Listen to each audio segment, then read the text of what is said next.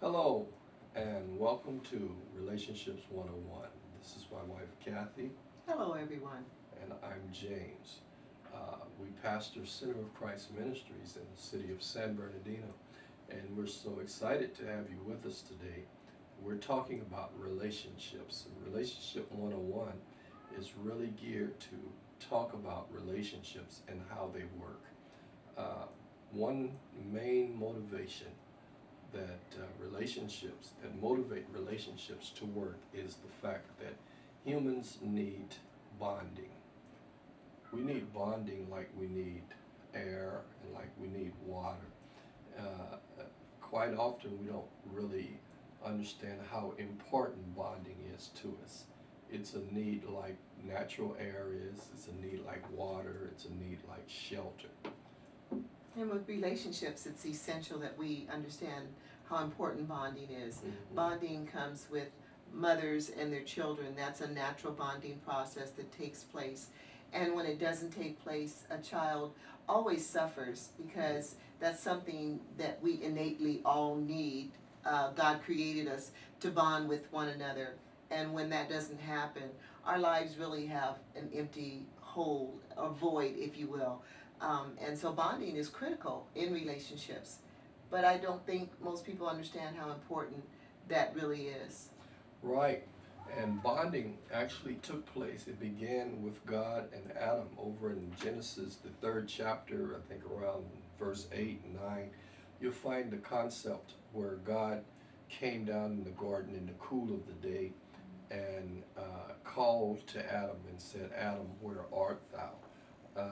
The concept there is that God would come down in the garden in the cool of the day and have a relationship or a bonding time with Adam and Eve. And in this particular time, Adam had sinned, and so uh, and from that point on, we find the nature, the degenerated nature of man as it came out, because Adam said, "I hid myself," and he covered himself up, and then when God called him on the carpet, he blamed Eve. And so our natural nature is to hide and to cover up and to blame somebody else. Uh, and so before sin took place, bonding was the real essence of relationship. It's why we were drawn together. The problem with this is that it's why we're still drawn together. We need bonding. Humans can find water and drink for themselves. They can find shelter for themselves.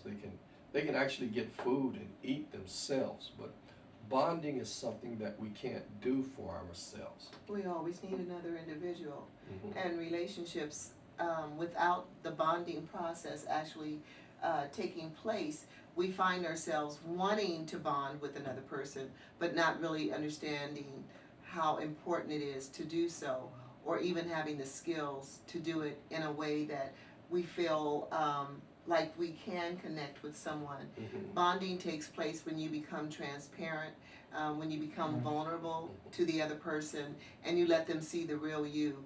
And without people seeing who we really are, we always have a tendency to put up a mask. Like, I don't want them to see the real me. Mhm. But we have to show who we really are. Otherwise, we're not really giving ourselves the real us to the other person. And Right. so bonding is critical in relationships that are going to be long lasting. Yeah, in fact, the actual definition of the word bonding is emotional closeness and I'm sorry, emotional openness and physical closeness. It's a working definition that you can use. Emotional openness and physical closeness. And without those two concepts, we can't actually bond. Uh, and the problem here that we encountered ever since sin has came into the world is that bonding has to come from a place of goodwill and free will. And so in order for a person to bond with you, they have to be willing to do it, and their will for you. In other words, they want the best for you, and they have to be free to choose to do it with you. And these are concepts that are difficult for people to understand. Sometimes they say I do, and then they think you're supposed to because you married to them. But the reality is, everyone is free, and they have to bond from a place of free will. And It's a choice. it's a choice. Mhm. It's a choice, and they have to bond with the concept of, I want your life to be really good. I'm here to help make your life really good. I like to say it like this. When you're in a relationship, you as a person should be better as a person just for having known the other person. Mhm. So what another person in a relationship will do is add value to who you are as a person. And when a person adds value to you, you feel that you want to be with them because there's something that they are giving you that you can't give yourself. And I think it's critical in relationships, especially with men and women, that we understand how important bonding is. The fact that I can't bond with myself, I need another person for that to happen. With friendships, with family, with our spouse, our partners, we always need to know that we can be who we really are and not put up a mask and not put up a front, Right. but that we can be ourselves and we'll be accepted for who we really are. And it's just really good to understand those concepts up front. We're really about the concept of creating a format or an environment where relationship skills can be taught and learned, and people can understand the skills that are necessary for relationships to be successful and for them to work. But although bonding is part of the relationship process, if you don't have the skills to do it, then you lose out on the concept, and you find yourself in a place of, I'm not satisfied with the relationship. The other thing I wanted to make sure that we understood is, when we talk about bonding as far as emotional openness and physical closeness, we're not necessarily talking about a sexual relationship. We're talking about the ability to be close physically and open emotionally to another person. God's plan was for that to be a member of the opposite sex. And so it's really important for us to really understand the concept before we get into the situation and learn the skills about it, so that we can do it right.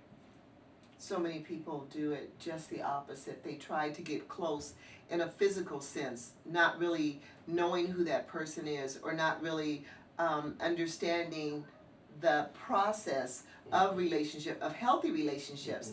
And that's why I think we have so many people who have broken hearts. They have disappointment in their life because their relationships haven't worked out the way they quite wanted them to. And that's because I think they went down the wrong path. They chose to do it their way instead of God's way. And anytime we choose to do it our way, or have it like Burger King, I'll do it my way, we always run into a problem, because outside of God's will, doing relationships, knowing that He is the author of relationships, we're really fumbling trying to make it work. And when we don't make it work, then we become frustrated. And out of frustration, sometimes we fall into relationships just so that we can have someone in our life. But I believe it's better to be single and satisfied and know who you are as a person, rather than get into a relationship, cause someone to maybe fall in love with you or attach to you, and then you find out this is not the person that I really want to be with, or they're not even who I thought they were. So today, this first session, I just wanted to talk to you a little bit about the concept of bonding. We will be talking more about these concepts, this particular concept of bonding, and more concepts as we go along.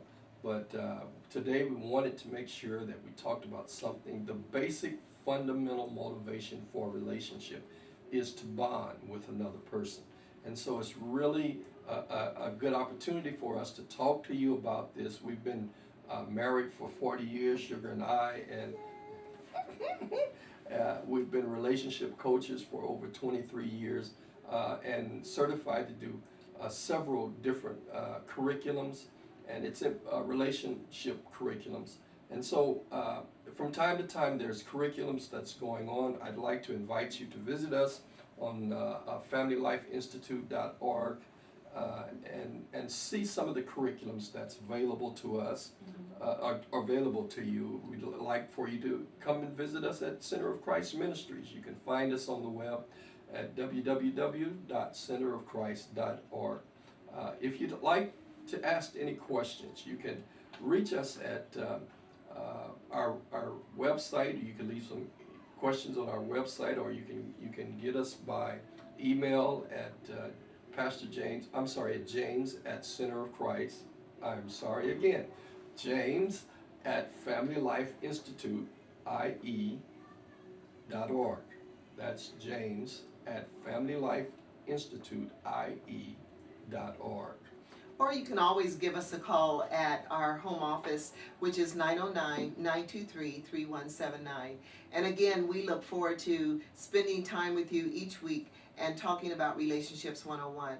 You know, if you don't know how to do relationships, and everyone wants to be in relationship, whether it's with someone of the opposite sex, maybe a romantic relationship, or you just want to be in relationships with people. And unless you live on an island, you will be in some type of relationship with other people. And the curriculum and the classes and the workshops that we do, some of these skills don't work just in a relationship, an intimate relationship, but they work in relationships with people in general, those that are co-workers, those that are in your family, even your neighbors. So once you learn the skills, you can do relationships the way that will make you feel like, you know what, I have skills and I know what I'm doing, and therefore it makes relationships a lot more easy to do. So we look forward to seeing you on next week. And so until next week, remember, the best gift that you can give your child is healthy parents. This is Pastor James and Pastor Kathy, and we are glad you tuned in. Until next week, bye-bye.